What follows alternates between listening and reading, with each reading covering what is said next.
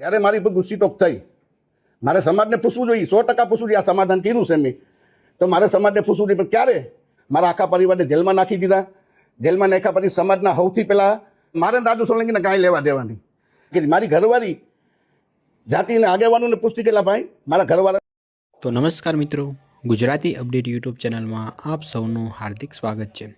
તો મિત્રો, રાજુ સોલંકી અને જયરાજસિંહ જાડેજા વચ્ચે જે વિવાદ ચાલી રહ્યો હતો એમની વચ્ચે સમાધાન થઈ ગયું છે. પરંતુ મિત્રો, અત્યારે જે ચર્ચા ચાલી રહી છે કે રાજુ સોલંકીએ સમાધાન કરતાં પહેલાં સમાજને પૂછવું જોઈતું હતું. તો મિત્રો, એ વિશે રાજુ સોલંકીએ શું કીધું તે ચાલો વિડીયોમાં આપણે જોઈએ. જ્યારે મારી પર ગુસ્સી ટોક થઈ, મારે સમાજને પૂછવું જોઈએ, 100% પૂછવું જોઈએ. આ સમાધાન કર્યું છે મેં, તો મારે સમાજને પૂછવું જોઈએ. પણ ક્યારે કે સમાજે મને મદદ કરવી તો 100% મારે સમાજને પૂછવું જોઈએ. હું જ્યારે જેલમાં ગયો, મારા આખા પરિવારને જેલમાં નાખી દીધા. જેલમાં નાખ્યા પછી સમાજના સૌથી પહેલાં ધોરાજી તાલુકાના યોગેશ પાસે હાથ ઉઠાકેલે કે મારે રાજુ સોલંકીને કાંઈ લેવા દેવાની. બીજા નંબરે દેવદાન મુસળીએ ક્યાંક ને ક્યાંક સમાજ તો ત્યાર હતો.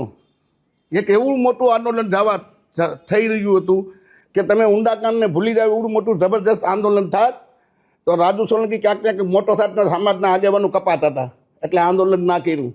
સમાજના લોકોને રોકવામાં આવ્યા કે આપણે આંદોલન નથી કરવું, આપણે કાંઈ નથી કરવું. રાજુ એના પાપે અંદર જેલમાં ગયો છે. મને મદદ ના કરી. મારી ઘરવાળી જાતિને આગેવાનોને પૂછતી કે ભાઈ મારા ઘરવાળાને મારા દીકરાને તમે આખું ગુજરાત જાણે છે કે રાજુ સોલંકી ઉપર ને રાજુ સોલંકીના પરિવાર પર ખોટી ગુસ્સી ટોક થઈ છે. આખો સમાજ જાણે છે.